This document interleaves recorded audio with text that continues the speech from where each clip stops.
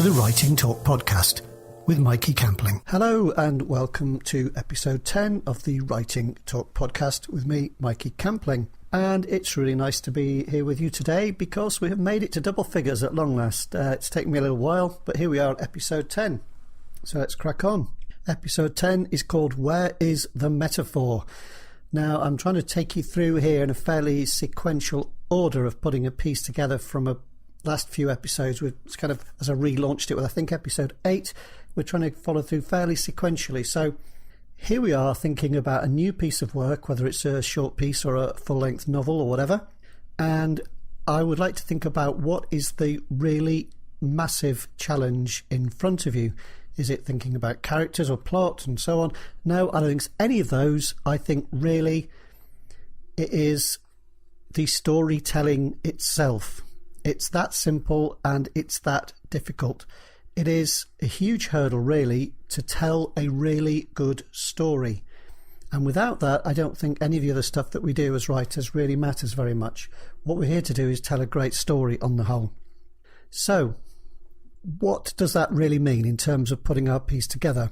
Well, I think it's far too easy to write a collection of scenes or a collection of little snippets of life, little slices of life. I think Ray Bradbury has called them. And that's where I borrowed the title from Ray Bradbury. He's talking about where's the metaphor in a lot of people's short fiction, particularly. And I think you can probably see what I mean if you look at a lot of contemporary fiction. You will see sometimes long rambling screeds of scenes that are interesting in a way. It's like a bit of voyeurism, almost looking over somebody's shoulder into a little slice of their life, but ultimately it can seem a bit empty, a bit flat. And often that's a problem with our writing. We get carried away with imagining a scene and we want to describe it all in loving detail for the reader, whether it really plays a part in the story or not. So these are the things that we sometimes need to look for and cut them right out, even if they're beautifully written, with this lovely prose. If they're not really contributing to the story, then there's really no point in being there. So how do we go about making something a really good story and not just a collection of scenes or a collection of events or a collection of snippets? Well, I would argue that, like Ray Bradbury, who knows much more about this than me, it's the idea of a metaphor or a theme, an underlining theme or metaphor of the piece that really helps. Now, it might seem like that's the kind of thing, like quite an advanced topic that you might think about later, the kind of thing perhaps people deal with in English literature classes. But I'm not talking about that kind of picking apart a piece of prose, which is a good tongue twister if you can say it, pick apart a piece of prose and, tease out every little element in there that could be metaphorical or allude to some theme or other. I'm talking about an underlying theme which you should have at front of mind when you're putting this piece of work together, because some kind of underlying theme or metaphor in your piece is going to be the bones of your story. It's really what everything else is going to hang from. And part of telling that tale is to illuminate that metaphor as you go through. Okay, I hope that makes sense. Now, you might say, well, actually, I write something thinking one thing, and then when I've finished, I look at it and realise I've actually written on another theme altogether, and it's almost sort of seeped out of my unconscious. Well, yes, that happens. I think that happens to everybody. People say you always end up writing about yourself and your own life, no matter what you try and do. And I think, things will seep into it. So there will be other themes in there, perhaps, and other metaphors that will emerge as you write. But even so, I think to make a satisfying story, we need to have this idea of a unifying theme, if you like. Now, there may be several, but certainly for, say, if there's a character's arc going through it, then what is their journey and how is that in some way a metaphor for our own lives? Because that's kind of what we are looking at when we're reading or we're enjoying a movie or a drama on the TV or the radio or enjoying a really good novel. We are sort of subconsciously relating all that to our own lives, I think, and to the lives of those around us. And that's where this kind of not sure if even metaphor is the right word, but it's the nearest I can come to it. It's almost like an analogy in some way between the things we're reading about or watching and the things that we've experienced for ourselves. So how do we go about evaluating whether we're doing a good job in this, putting our story together with some sort of sense of metaphor or theme? Well, what we're looking for is a sense that what is happening in your piece is in some way significant. It feels significant. And really what it comes down to is, why should we read your piece? What's in it for us? How will it feel significant to us? Will it add value to our lives by reading it? Will it make us feel satisfied in some way? Will it make us laugh, make us cry? Will it make us think? That kind of reaction is what we're looking for. And that's quite a subtle and a very difficult thing to achieve. But it won't happen by accident on the whole, not in a very uniform way. It might happen piecemeal by accident if you're lucky, but it could also be the thing that defeats your story or your piece and makes it sort of fall apart in some way. We could be following through with you, along with a character, living at the story along with them, and then suddenly, that you lose us. And perhaps you've looked, I'm sure I have, perhaps you've looked at your writing and thought, okay, this was going really well here, there was something right about it that I enjoyed, and now it's sort of gone stale or somehow flat. It's not moving me in the same way. And probably what it is that you've, without realising it, you've veered away from whatever it was that was holding your piece together in terms of metaphor or theme. Now, that doesn't mean you should totally overthink it. You are probably excited about writing your piece for some personal reason of your own. And for some reason that story is trying to grab your attention. And if you listen to that little voice inside you that is telling you there's something here that really wants to be heard, a story that wants to be told, then that's what you need to tune in on. It's what you need to adapt your ear to listen for, your inner ear to sort of focus on. Yeah, there is something really interesting there. Now, what is it? What's really going on here?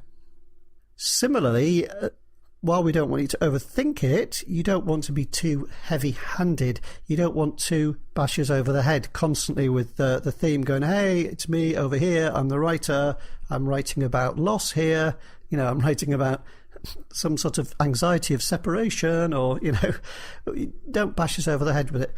The really great writers will hint at that, and it will just be subtle. And, sometimes you finish a really good book and you kind of, even if you haven't particularly enjoyed it, sometimes it's in the back of your mind for like a week afterwards, and you're sort of thinking, oh, actually, maybe he was saying this or maybe she was saying that, and you start to wonder about it. Same with a great movie or watching an interesting play or anything like that. Those ones that come back to haunt you, it's often something in the back of your mind has tuned into the underlying meanings of what was going on, and you've suddenly, you dredge them up over the next few days. It's quite an interesting thing. It's quite hard to do deliberately. I think all we can do is try to develop our ear for it, look for it, and nurture it, sort of encourage it along. And as I say, just keep thinking, what is it that is grabbing my attention about this story? What do I want to explore? What do I want to delve into? And, make that real for us. Just play with it. Introduce it to us gently, and perhaps go away from it a little bit and keep coming back to it, but never lose sight of it. That's the thing. Try and keep it in the back of your mind. And that'll be when you finish your chapter or your piece and you look at it and you sort of have a sigh, a satisfied sigh, and think, yeah, that works. That's good. I enjoyed that. And hopefully that's how your readers will then feel as well. So I would say to you at this point, if we're thinking of putting together a new piece, just spend some time thinking why you want to write this. What are you going to get out of it? What are you going to explore?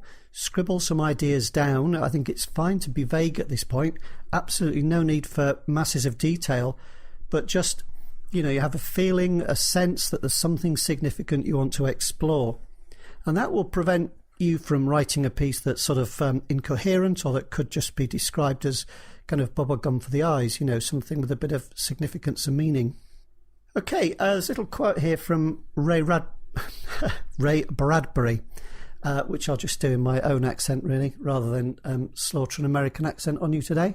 So here's something that he says. Do you know why teachers use me? Because I speak in tongues. I write metaphors. Every one of my stories is a metaphor you can remember. The great religions are all metaphor. We appreciate things like Daniel and the lion's den and the Tower of Babel. People remember these metaphors because they are so vivid you can't get free of them. And that's what kids like in school. They read about rocket ships and encounters in space, tales of dinosaurs. All my life I've been running through the fields and picking up bright objects. I turn one over and say, yeah, there's a story. And that's what kids like. Today my stories are in 1,000 anthologies, and I'm in good company. The other writers are quite often dead people who wrote in metaphors. Edgar Allan Poe, Herman Melville, Washington Irving, Nathaniel Hawthorne. All these people wrote for children. They may have pretended not to, but they did.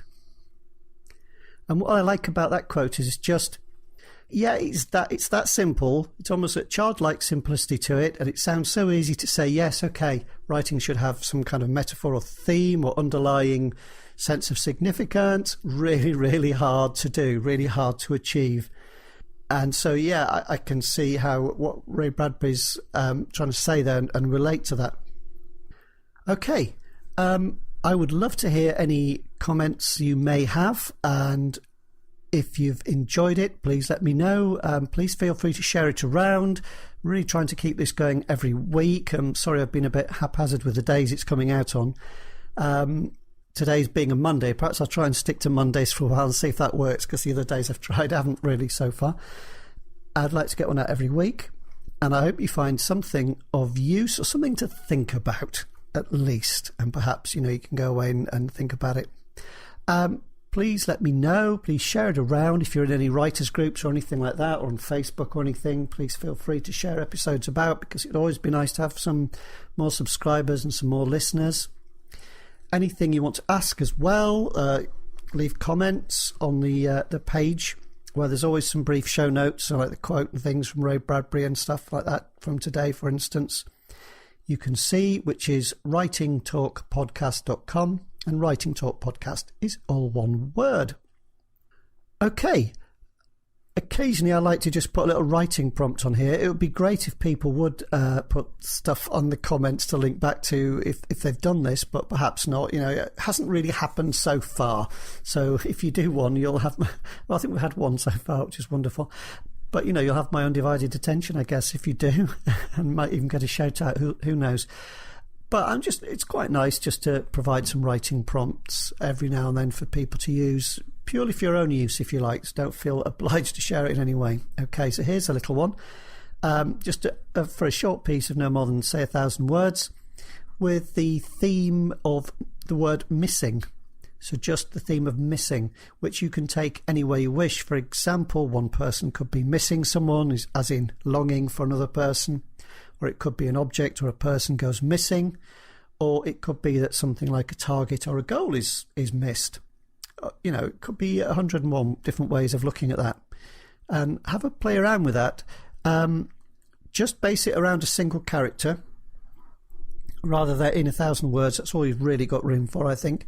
Think about a character and explore that idea with him. Try not to, or her, sorry.